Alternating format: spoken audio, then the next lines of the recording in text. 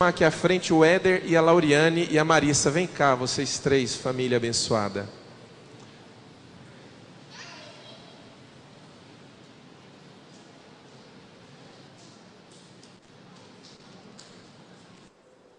Irmãos, esses são o Éder, a Marissa e a Lauriane. Estão com a gente já tem um ano, né? Quase um ano. Mas o Éder, ele conseguiu trabalho numa outra cidade e ele está indo embora. Não, irmãos, não mata de vergonha não, fala aí. Então eles estão indo embora hoje. Hoje é o último culto como moradores mineiros, né? Mas é aqui pertinho, né? Santa Vitória, cidade, né? 350 quilômetros, é pertinho aqui. E nós vamos orar por eles, irmãos, vamos abençoá-los. Foi assim... Eu não vou dizer foi, né? Porque eu não quero colocar isso aqui como uma despedida, né? Mas tem sido assim uma grande bênção nas nossas vidas. Vocês três, né? A Lauriane, o Éder e a Marissa. E nós somos muito gratos a Deus pela vida dessa família. Vamos ficar em pé, irmãos, e nós vamos orar por eles. E nós vamos abençoá-los. Vamos declarar que eles estarão seguros aonde estarão indo, né? Santa Vitória, fica perto da onde, Éder? Santa Vitória. Fica perto de São Simão, né? Do lado de São Simão, 50 quilômetros de São Simão. Lá em São Simão tem um casal de pastores que eu aprecio muito, é o pastor Volneir e a pastora, qual é o nome dela, amor? Luciana. A pastora Luciana é filha do pastor José Rodrigues. São um casal muito abençoado. Eu vou colocá-lo em contato com vocês lá, tá? O pastor Volneir, amigão meu. Irmãos, estenda as suas mãos para cá, vamos orar por eles e vamos pedir para que a bênção de Deus esteja com eles nesse novo tempo agora na vida deles, né? Vamos orar também, irmãos, para que eles encontrem um ministério sadio, abençoado para congregar e que eles sejam bênção na vida dessa nova igreja, né? Ainda não decidiram a nova igreja ainda, mas que eles sejam bênção, assim como tem sido bênção aqui para nós. Amém? Vamos orar. Pai, em nome de Jesus, nós te damos graças, te louvamos por essa família bendita e abençoada. Senhor, muito obrigado pelo Éder, pela Lauriane, pela Marissa. Obrigado, Senhor, pelo tempo que eles têm estado aqui conosco, porque foram e têm sido bênção nas nossas vidas. Pedimos ao Senhor agora para que os encaminhe, ó Senhor, para um lugar onde eles possam ser edificados, uma igreja sadia, uma igreja onde eles possam ser bênção também, que a tua bênção esteja com o Éder no novo trabalho deles, Senhor, que a tua proteção esteja sobre eles e que o teu Espírito Santo possa guiá-los por onde quer que eles forem, que eles sejam luz do Senhor, refletindo a tua glória. A tua igreja os abençoa agora, em nome de Jesus Cristo. Amém, Senhor. E você dá uma salva de palmas pela vida desse casal. Amém.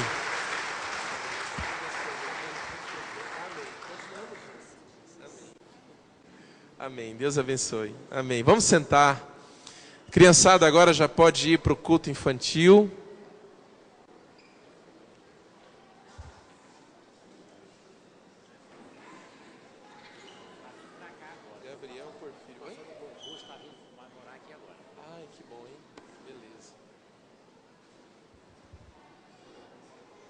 Glória a Deus.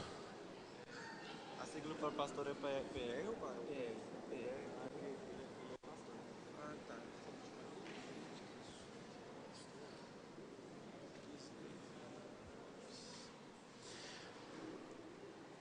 Amém. Irmãos, vamos abrir a palavra de Deus. Abre comigo lá em Judas. Nós vamos ler dois textos.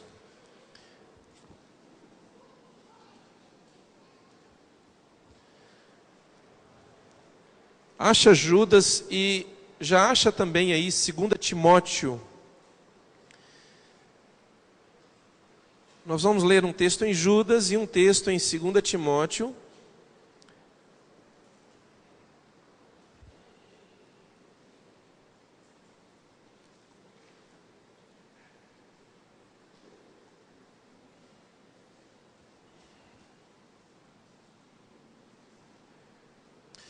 Em 2 Timóteo, nós vamos ler 2 Timóteo capítulo 3.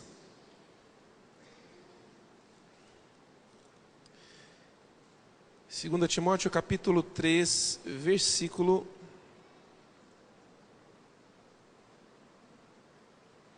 Perdão, capítulo 4, versículo 6.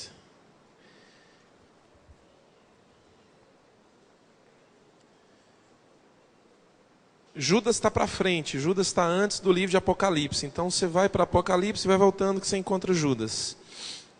Vamos ler primeiro aqui 2 Timóteo 3, irmãos, e depois nós vamos lá para Judas.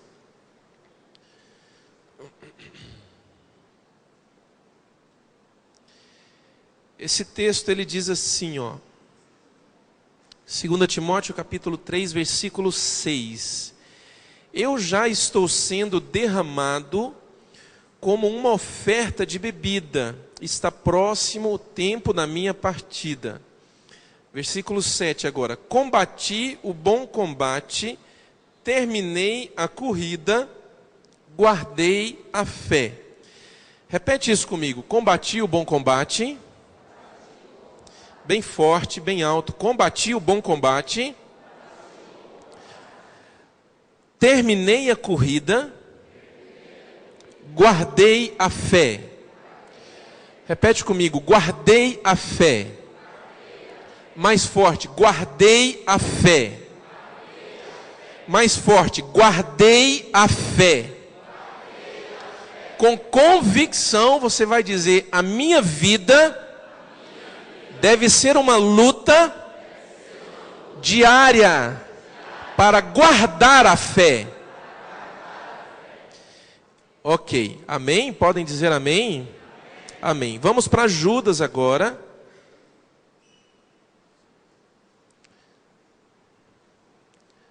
Judas só tem um capítulo, então normalmente a gente não menciona o capítulo porque só tem um, a gente já menciona direto o versículo.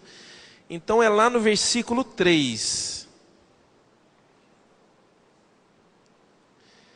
Ele diz assim, ó: Amados, embora estivesse muito ansioso por lhes escrever acerca da salvação que compartilhamos, senti que era necessário escrever-lhes, insistindo que batalhassem diligentemente pela fé, de uma vez por todas confiada aos santos. Batalhar diligentemente pela fé.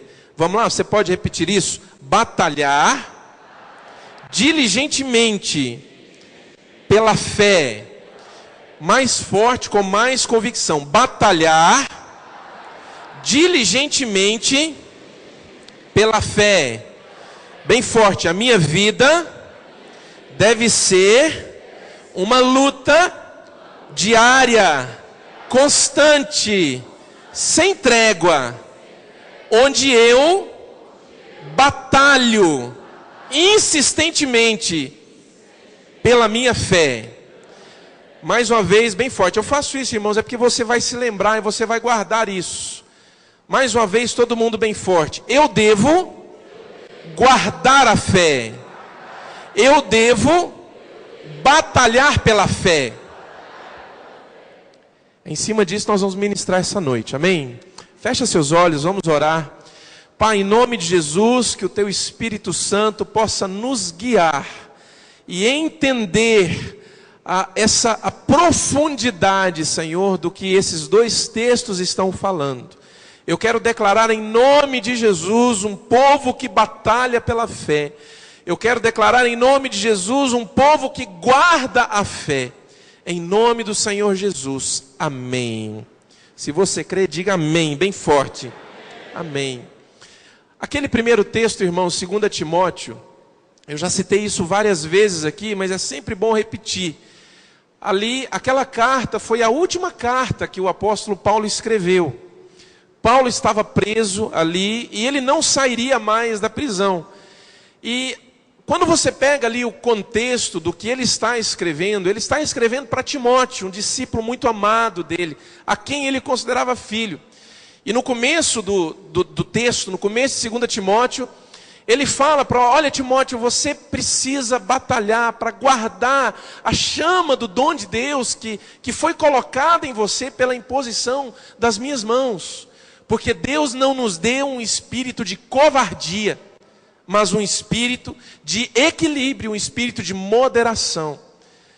Ou seja, irmãos, Paulo ali está ensinando Timóteo a guardar a fé, assim como ele guardou.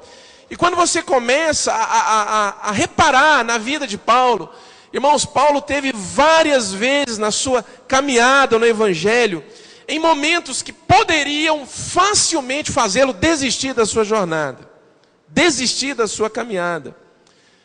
Várias vezes ele viveu situações em que ele poderia ter ficado escandalizado com o Evangelho, escandalizado com a vida cristã, e talvez se perguntar assim, mas que tipo de evangelho é esse? Aonde eu tenho que passar por provações? Que tipo de evangelho é esse? Aonde eu tenho que passar por tanta luta? E talvez ali ele poderia ter desistido. Mas olha só, irmãos, no final da vida dele, olha o que ele está dizendo. O homem estava preso, ele sabia que seria morto. Repara que o primeiro versículo que nós lemos diz assim, olha, eu já estou sendo entregue como uma oferta. Em outras palavras, ele estava dizendo assim, eu sei que vou morrer. E ele iria morrer por causa do Evangelho. Mas mesmo, irmãos, tendo essa perspectiva, mesmo tendo batalhado para levar o Evangelho para o mundo todo por tanto tempo, e ali no final da vida estava preso com uma sentença de morte, ele diz o seguinte, olha, combati o bom combate, eu guardei a fé. Eu guardei a fé. Paulo, ele guardou a fé. Não importaram para ele, irmãos, as circunstâncias que o envolveram. Não importou para ele, irmãos, aquilo que ele viveu, que o entristeceu, que o escandalizou. Não importou para ele os maus exemplos que ele viu. Não importou para ele o calor das provações. Mas no final da vida dele, ele chega à conclusão que vale a pena guardar a fé. Você pode dizer amém, querido? Ali Judas, ele escreve num outro contexto. Judas escreve num contexto um pouco diferente do que Paulo estava falando. Paulo ali estava assim com aquele espírito de perseguição, aquela coisa. Mas Judas ali, ele vê outros problemas quando ele escreve essa carta. Ali ele fala, olha, eu insisto que vocês batalhem diligentemente pela fé de vocês. Batalhar diligentemente pela fé. Ou seja, irmãos, é uma atitude que você vai ter na sua vida, muito semelhante àquilo que Paulo falou, aonde você, dia após dia, você não importa com o fogo que está ao seu redor, você não importa com as coisas que fizeram você ficar chateado, você não importa com aquilo que está acontecendo, mas uma certeza que você tem, a fé que você tem não é fingida, é verdadeira, foi dada pelo Senhor e vale a pena batalhar por ela.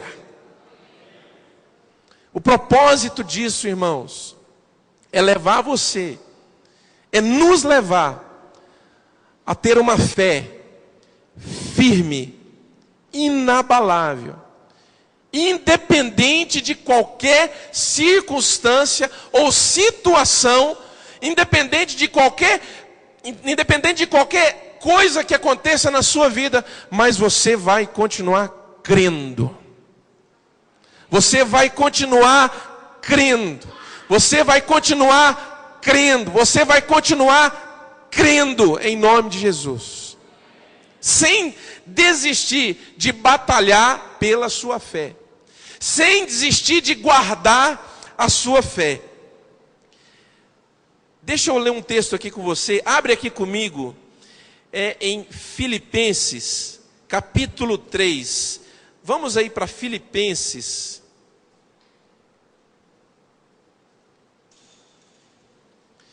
Filipenses capítulo 3.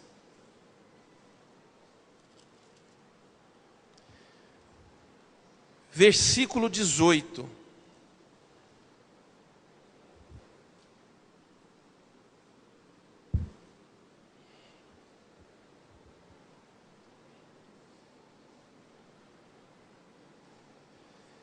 Filipenses 3,18, irmãos, diz assim: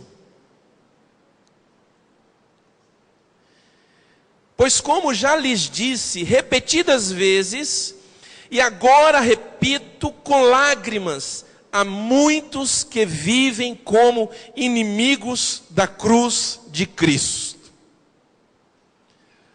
Há muitos que vivem como inimigos da cruz de Cristo. O que que isso tem a ver com batalhar pela fé? Eu vou te explicar. Olha para mim, irmãos. Para nós entendermos isso aqui, você precisa meditar no que é que tem nos impedido de batalhar pela fé. O que é que, irmãos, que tem às vezes nos levado a ser tomados pelo desânimo com relação à fé cristã? O que é que tem nos impedido, irmãos, de guardar a fé? Em outras palavras, irmãos, eu estou falando sobre aqueles momentos na nossa vida em que nós pensamos em desistir da caminhada cristã, em que nós pensamos em desistir da igreja, em que nós pensamos em desistir do evangelho. O que é que tem nos levado a isso? Escândalos nos levam, muitas vezes querem nos impedir de batalhar pela fé. Esse versículo que nós lemos, Paulo fala sobre inimigos da cruz de Cristo. E ele tem tudo a ver com o que nós lemos em Judas. Aqui ele está falando, irmãos, de pessoas que tinham uma máscara cristã, que estavam dentro da igreja, mas na verdade elas agiam como alguém que de fato não tinha uma fé verdadeira. Elas levavam corrupção para dentro da igreja. E qual era o problema disso? O problema disso é que muitos tropeçavam por causa disso. Muitos caíam por causa disso. Ou seja, aquilo era um escândalo que acontecia. A pessoa ela se pegava completamente escandalizada com aquelas situações. Por exemplo, volta lá para Judas. Olha aqui, em Judas,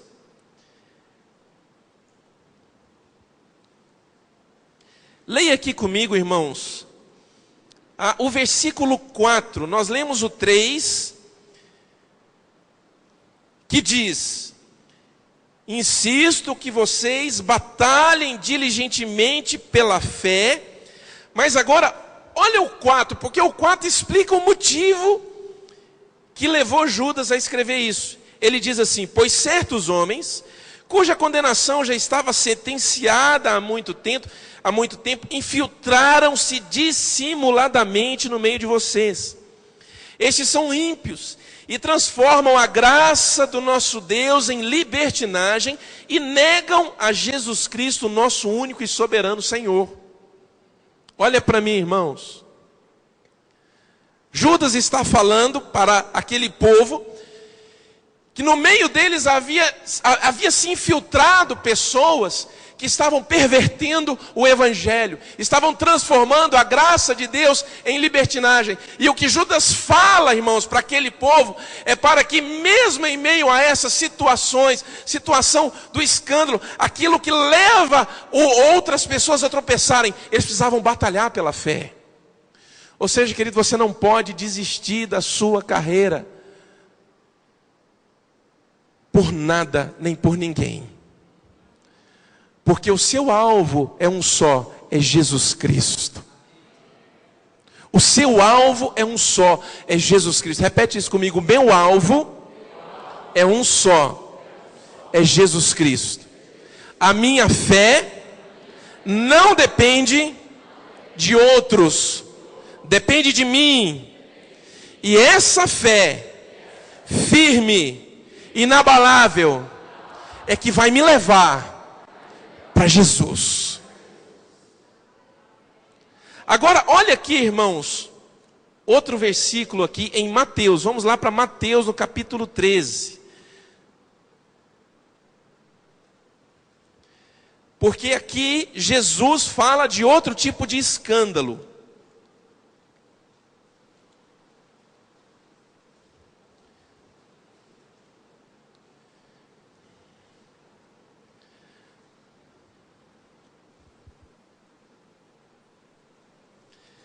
Mateus capítulo 13, versículo 20.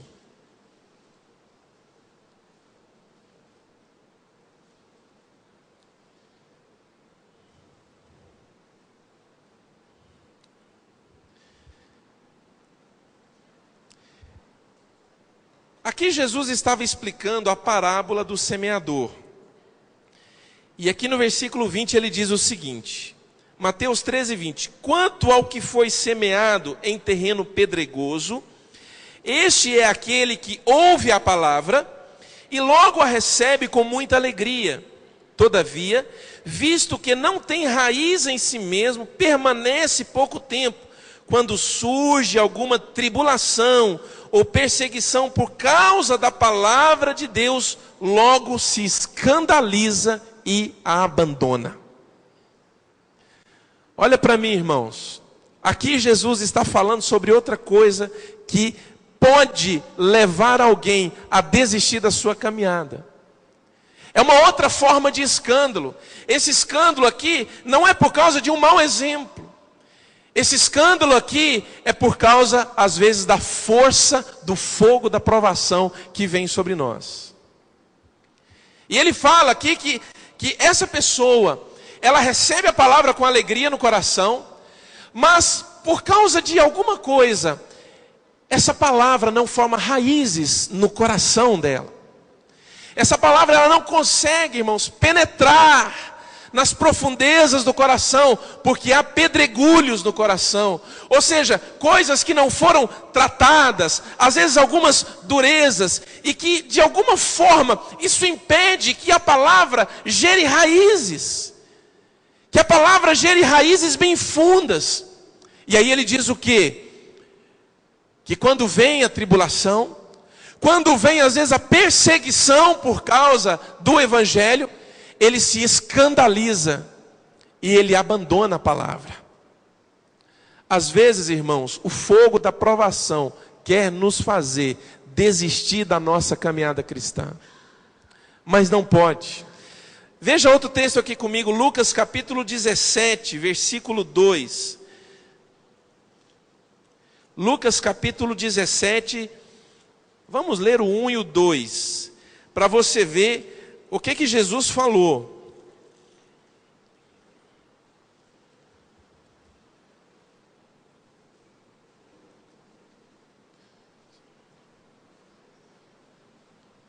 Lucas 17, versículo 1.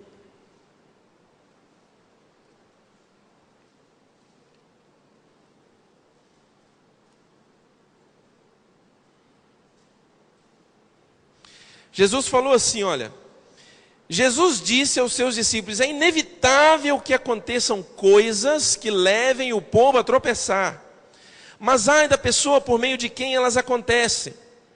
Seria melhor que ela fosse lançada no mar com uma pedra de moinho amarrada no pescoço, do que levar um desses pequeninos a tropeçar. Olha para mim, irmãos, o foco aqui é quem tropeça. O foco que nós vamos colocar nesse texto aqui é quem tropeça e às vezes cai. Quem? O pequenino. Quem Jesus chama de pequenino aqui? Irmãos, pequenino aqui não são crianças. Pequenino aqui são aqueles que estão começando a sua carreira cristã. Pequenino aqui é o que Paulo chama de neófito, ou seja, o novo na fé. É aquele que começou há pouco tempo a sua jornada. Irmãos, nós estamos meditando nisso para levar você a entender que o pequenino, às vezes, ele tropeça. E é perfeitamente compreensível que o pequenino tropece. Por quê? Porque lhe falta maturidade. Aonde não se encontra a maturidade, às vezes se encontra uma facilidade muito grande de um tropeço. Mas presta atenção, o adulto, o que é o adulto aqui? O adulto é aquele que não é mais pequenino. O adulto é aquele que já tem um tempo maior na sua caminhada cristã. O adulto é aquele que já tem longos anos já na sua caminhada cristã, já vem caminhando há muito tempo. Esse é o adulto. Não é normal que ele tropece. E eu não estou pregando para pequeninos, eu estou pregando para adultos. Posso ouvir mais alguns améns? Eu não estou pregando para pequeninos, eu estou pregando para adultos. Não é compreensível que o adulto tropece. Que o pequenino tropece sim, mas que o adulto tropece não. Agora, qual que é o problema? O problema é que nós, como adultos, numa caminhada cristã, insistimos às vezes em viver como pequeninos.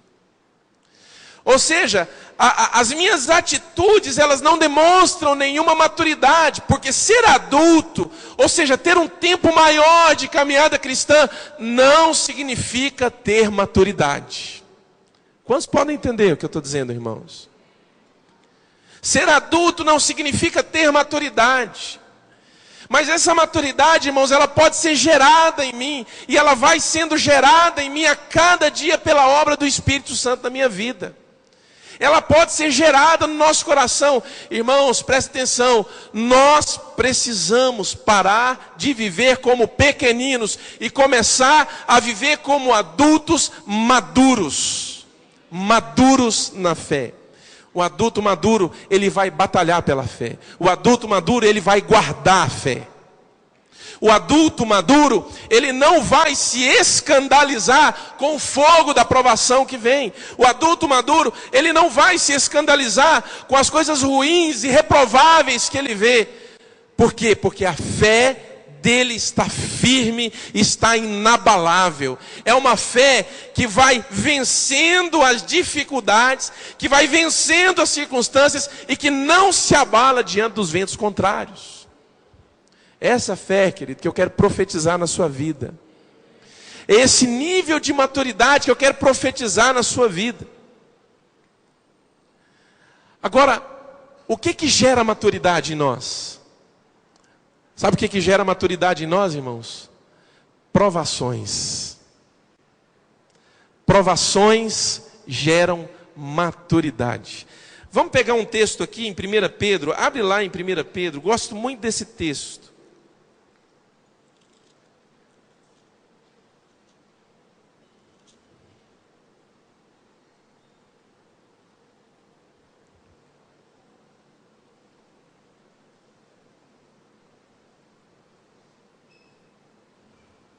Primeira Pedro capítulo 1, versículo 6.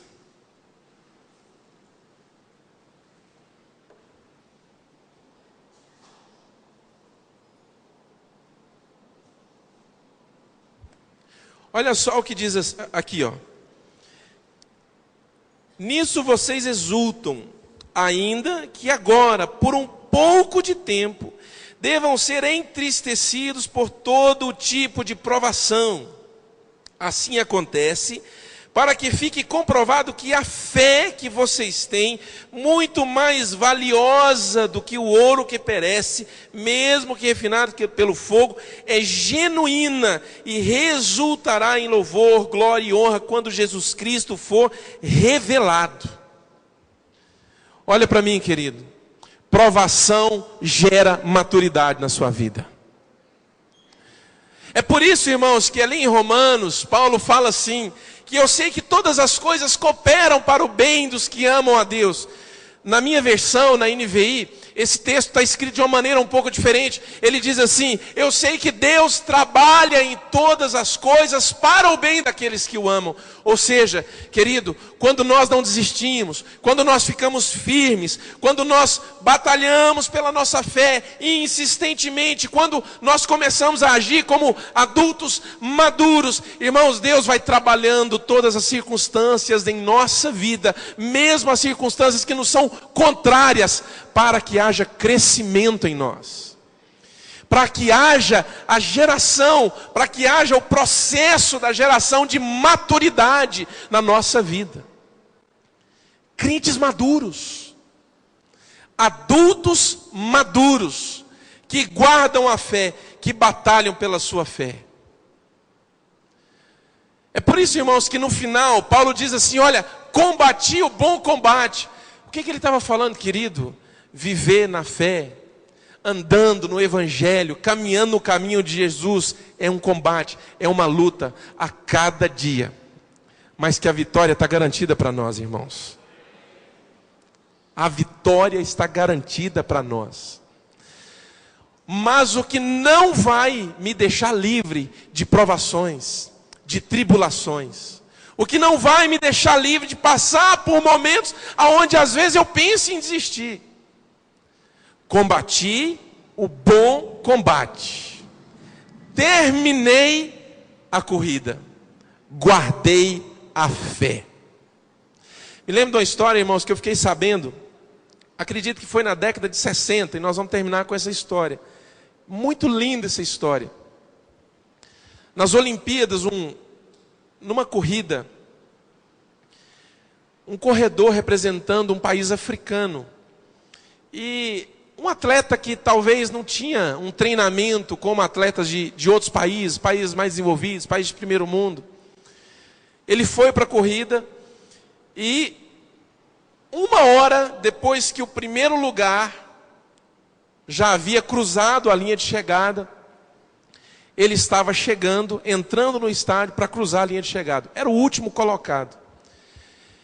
E quando olharam para ele, irmãos, quando as câmeras focaram para ele, isso que eu estou contando você pode encontrar na internet, eu não me lembro mais o nome dele. Mas quando as câmeras focaram para ele, a perna estava bem ensanguentada, ele estava ferido, estava machucado. E aquelas pessoas que estavam no estádio, que já estavam saindo, se voltaram para ele e começaram a aplaudir a atitude dele, de com 1 hora de atraso, sendo o último colocado, não desistiu, mas ele continuava até que ele cruzou a linha de chegada. E interessante, irmãos, o tanto que essas atitudes, elas entram para a história e chamam a atenção. Porque quando você lê essa história, não se sabe, não se tem o nome de quem cruzou em primeiro lugar, mas se tem o nome de quem cruzou em último lugar. E perguntaram para ele, por que você não desistiu? 1 hora depois que o primeiro colocado cruzou a linha de chegada, você chegou. Por que você não desistiu? Ele respondeu assim, o meu país não me mandou para cá para que eu apenas começasse uma corrida. Ele me mandou para cá para que eu concluísse a corrida. Eu quero dizer, meu irmão, que você foi chamado para concluir a corrida. Não foi só para começar. Começar, irmãos, milhares começam. Mas você foi chamado pelo rei, não foi para apenas começar uma corrida. Você foi chamado para concluir uma corrida. Vamos terminar aqui, irmãos, lendo 1 Timóteo. Aliás, 2 Timóteo. É só você voltar aí. Já deve estar marcado. Se você não fez igual eu, desmarcou.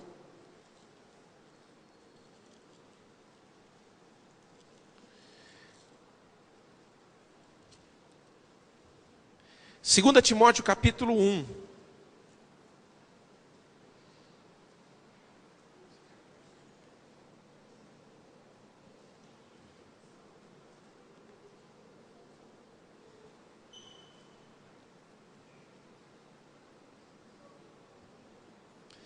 Segunda Timóteo capítulo 1, versículo 5.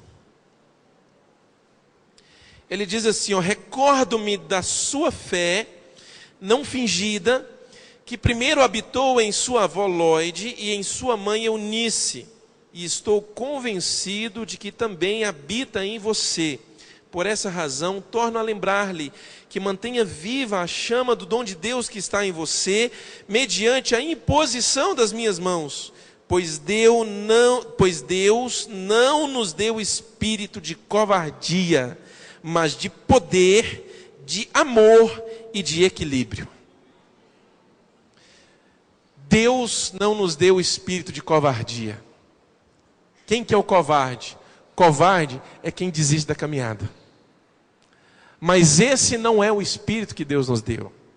Deus nos deu um espírito de poder, de equilíbrio e de ousadia. Amém, irmãos? Vamos ficar de pé.